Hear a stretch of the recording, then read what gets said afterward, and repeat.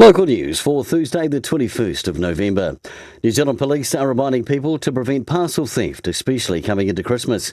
Getting packages delivered to a place where someone will be home to receive them or a work address is a good option, and also being smart when disposing of packaging so passers-by can't see what you've been buying, and to report any suspicious behaviour to police.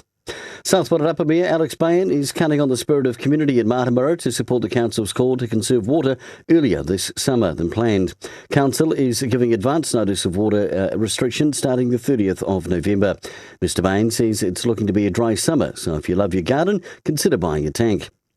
Toast Martimura Wine, Food and Music Festival has delivered another day in the vines to remember for many happy festival goers.